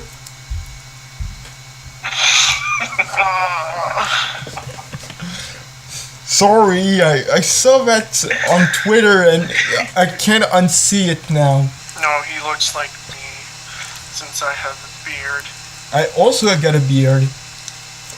I don't look like Mr. Enter. This segment Okay, I like think you have Peach Fuzz. so far, our conversation about the trailers have been pretty cynical. Yeah. No one said anything positive about these trailers. I said that I like the design of the princesses in Wreck-It Ralph 2. And Oh yeah, and the I also like Wreck-It Ralph too. Yeah. Even though there's people complaining that it's just like a advertisement for Disney's properties, and I'm like, no shit, they own basically everything now. Of course, why wouldn't they want to like reference or poke fun at them? Yeah. Yeah, people see Disney as a large company, so they see every little decision they make as evil, even if it's not necessarily bad. Okay, so I know it's not gonna be on the movie, but if in Wreck-It Ralph 2 I see in the background Peter Griffin, I laugh all my guts out. I want them to have like Wilkins and Wonkins from the Wilkins coffee ads.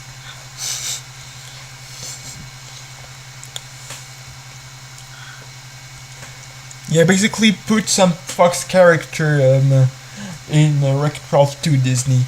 This is now an upload. Yeah, and also put in all the Kingdom Hearts characters, and put in the Epic Mickey characters. Wreck-It Ralph for Smash. I'm waiting for Disney to buy Nintendo.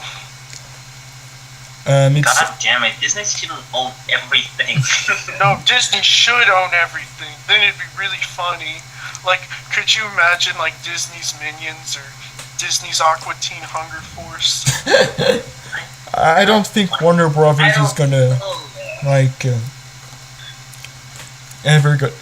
I mean, Warner Brothers. Okay, AT&T's Aqua Teen Hunger Force. Now available on your. Look, I am with your, completely.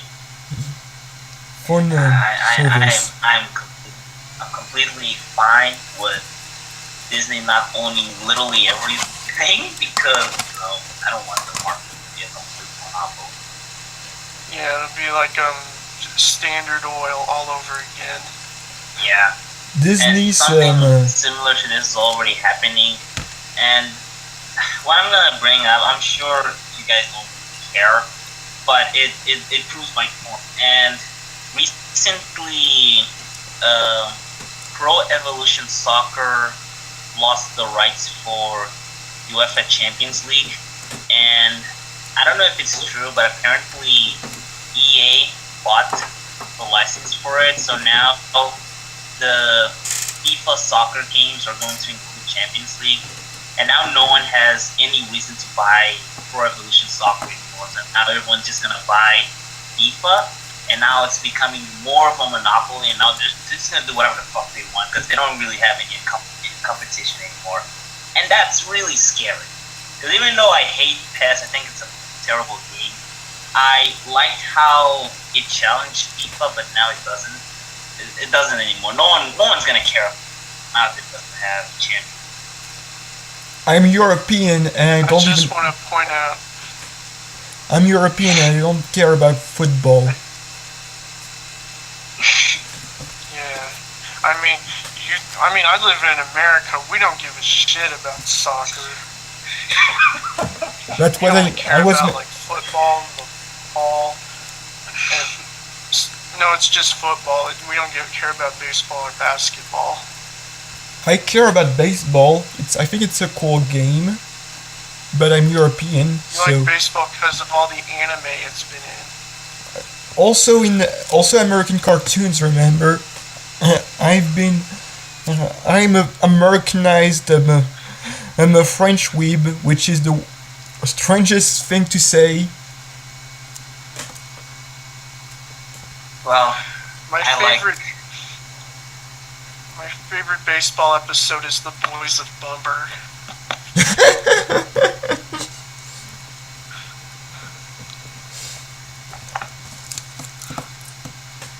This is the episode where everyone gets a death threat worthy quotes. Look, if you like, wait, what were the controversial opinions that we shared? I don't remember. For you it was like Spider-Man trailer. Yeah.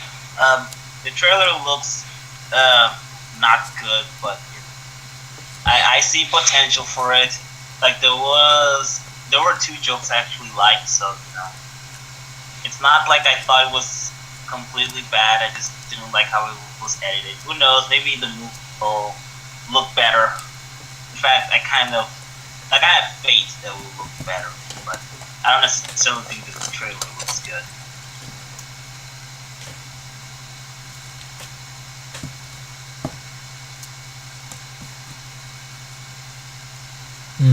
Wait, I didn't do a death threat worthy quote.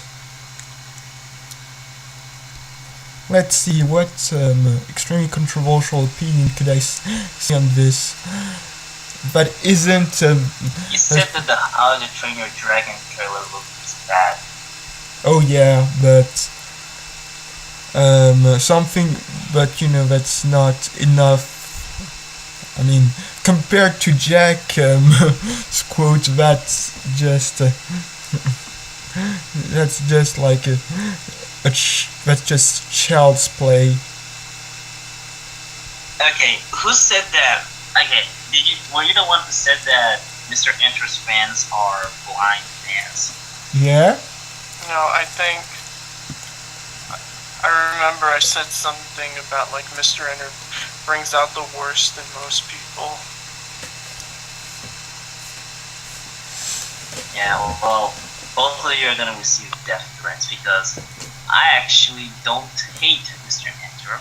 Yeah, we know you don't hate him. You're more like neutral on him. Yes, so I'm safe for now, even though I criticized his most recent video.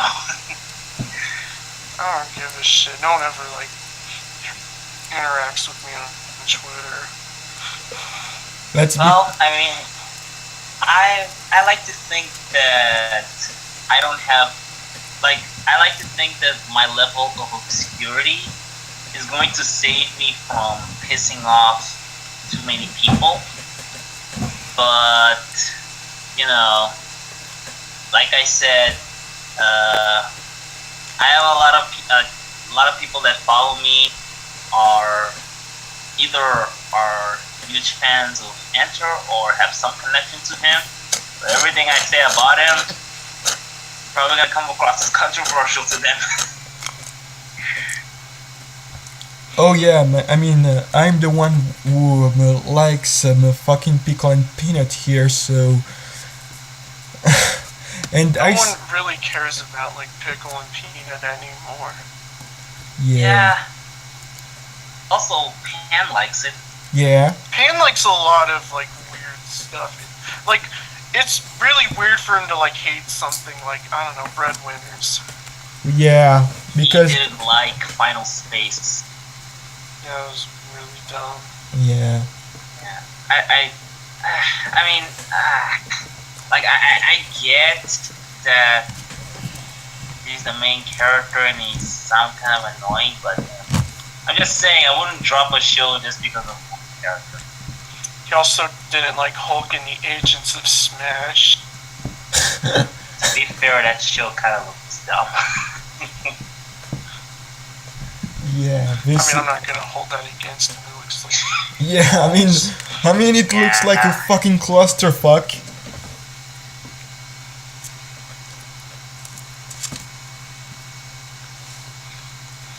But yeah, Pan usually doesn't hate shows. But when he does, it's fairly reasonable. Except for Breadwinners. Yeah. Wait, whatever happened to Breadwinners? I know it just like got moved to Nicktoons. They get canceled. Yeah, it got cancelled after. You know what's the funny thing about breadwinners? Yeah, The, not the. the funny thing about breadwinners is that I remember like a video from 2016 of Pie Guy. Pie Guy was just kind of like giving an example of how people usually obsess over a show they hate because that show has some kind of attachment to something. Like, I don't know, he gave like many reasons for why people still talk about Teen Titans Go. And he gave an example of a show that's equally as bad as Teen Titans Go, and that everyone was talking about it for a while before everyone just kind of forgot about it, and it was Breadwinners. So I'm thinking, if in 2016, Pie Guy is saying that Breadwinners is a dead topic, I really don't think people care about it now. Yeah, I mean, brings I- up like a good point. Like, I think if the Teen Titans Go crew had decided like not to like make fun of the fans, or the show had did like poorly with like its audience, then we probably would have forgotten about it, and it probably wouldn't have gotten a movie right now. Yeah, we. Fun. I keep hearing rumors that they might bring back the original Teen Titans if the popularity of Teen Titans Go remains. Now, I don't know if that's true. I think that's just speculation. But if it is true, I think that would be the most hilarious thing ever, because then I would just see everyone who ever talks shit about Teen Titans Go just practically like bowing down and saying, "Oh my God, please forgive me for shit talking you all these years. You brought back something I love." It's never gonna happen. They're just those voice actors. They're just trolling everyone. Yeah. Yeah, that's what I think. Like, I really don't think they're gonna do that, given their history. Remember the wise word of the. I remember the words of the wise man called Weird Al Yankovic. Everything you know is wrong.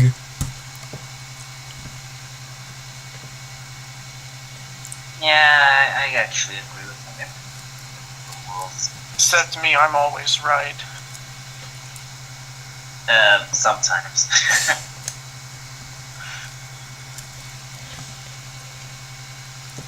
By the way, like Yeah. by the way, everything you know is wrong is pretty much one of the best Weird Al songs. Silent. Alright, how long have we been going on? Has it been I like 2 have- hours? I have no idea. 2 think hours. I think it's been 2 hours. Yeah, 2 hours. Yeah. Let's stop. Okay. I think we can call this one the lazy good for nothing podcast. Which It's is gonna be actually the title. What was the main theme of this? What was the main theme of this podcast? rambling. I mean, I got on here like an hour ago. Yeah. And basically, what came in our minds became a topic. So That's it. You know, I hope that let's have next time be like the Magical Girl episode. Oh man, I got to marathon Okay. Madoka. yeah, I might have to. Actually, you won't be busy as much because you're out of school now, Tris. But I got exams. Well, I mean, yeah, I have an exam project, so I'm not totally free, but you know, I can occupy some time to watch Magical Girl show. Although I will say, is anyone like somewhat knowledgeable on Magical Girls? Because I don't really know which ones are the best. Well, aside I from do. Madoka there's Magica. like three. There's like the big three of Magical Girl shows. There's Madoka, there's Sailor Moon, and there's Card Captors.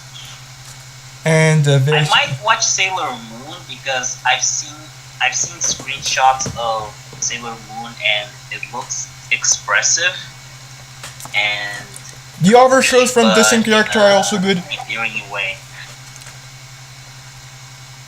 Also, there's like Ojamajo Doremi, which is by the same director as the first few episodes of Sailor Moon and is equally as goofy looking. And is one of my childhood shows. Obsess over that.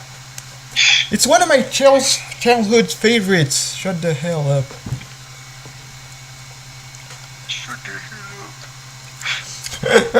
Yeah.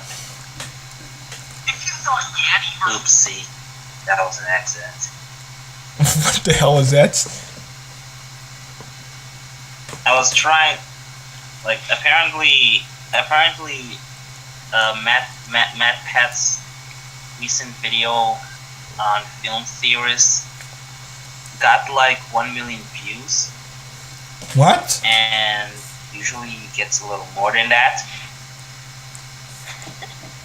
Oh, okay then. Matt Pat is What, awful. he gets more than 1 million views each video? Yeah, man, calm down. It's a lot, all right. It's a lot, but it's a little bit unusual. But then again, it's only been so who knows, maybe.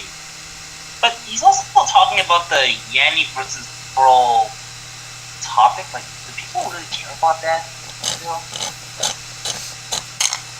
It's Matt Pat is just awful, just like the podcast, just like this podcast. I always love it when he talks about My Hero Academia, because I'm always picturing those few elitist anime fans that will probably not look at him very fondly. No, I don't know if I would call like My Hero Academia all that normie. I mean, it pretty much is at this point, but like, I don't know. I don't know. I don't think it's like as widespread as like when Attack on Titan was popular. Or like Naruto Actually, I level. think it is. Honestly, I think it is. Like, My Hero Academia is like, okay, like I think I think Attack on Titan, like, it's more appealing to like a broader audience, while My Hero Academia, it's mainly like either Shonen Jump fans or like young kids. But Well, while Attack on Titan, it's Isn't that the appealing same for thing? also adults. Isn't that isn't Shonen Jump fans and young kids the same thing anyway? Yeah, well, I'd say like your Shonen Jump fans they usually range from like 10 to 17. Yeah. Well, I mean, like when I say like Shonen Jump fans, like I'm mainly talking about people who are passionate about the genre, which can also be adults. And with Attack on Titan, I feel like it appeals to more adults aside from the ones that are already committed to the genre, because it's appealing, like the themes and the tone is a lot more appealing to adults because of how mature it is. I mean, it's a seinen. It's kind of like why Adult Swim here mainly shows like long-running shonen, mainly because like not only gives them stability for their Saturday nights, but also because that's like the shows that get the most requests. Still, I don't know why they didn't air Tiger and Bunny yet.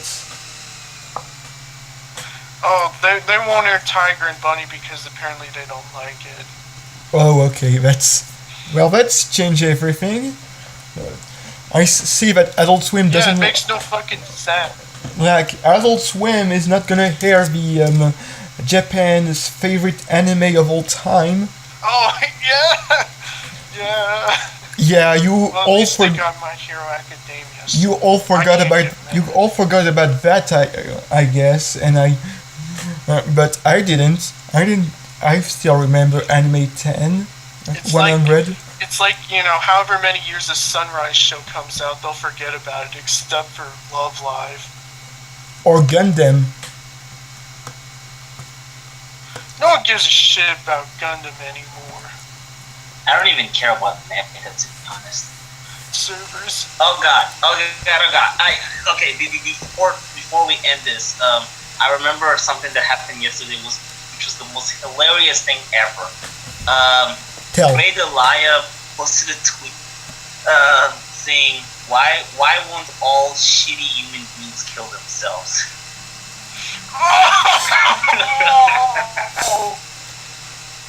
And I screenshotted that, and I knew she would delete that tweet, and she did. Because she received backlash. Like, I even remember this one specific tweet from someone who was like, my dad died a couple of years ago. He was a shitty person, but he was still traumatized. He was, and Great Elia quoted that tweet by saying, "Oh, I'm sorry that," and just covering her ass. It was funny. Wow. I I know she did that in like. I don't think she was like trying to like shit on Anthony Bourdain's suicide. She was just trying to like talk about all the bad people in the world Yeah. who should just like kill themselves. But yeah, I mean, that was really too soon. yeah. I mean, don't get me wrong. Like, I don't necessarily disagree with her, but at the same time, I don't think I would ever tweet that. Just be like me. Never tweet anything political, or else you'll like get a bunch of, or else people will dogpile you. Or you'll end up like It's also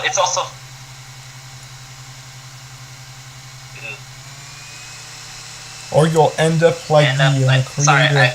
Okay.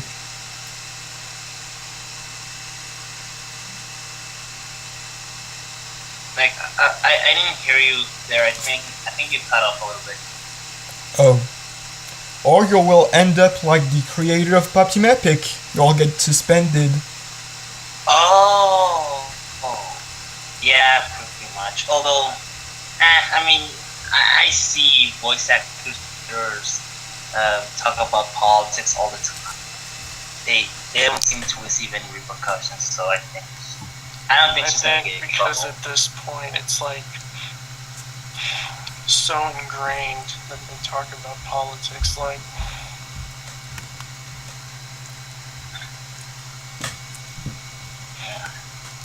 Okay. Is this the end? I actually unfollowed. Yeah, I guess. Okay. Recording ends in 3, 2, 1, and I'm and hopefully it doesn't like fuck up like last time. It probably will. I mean.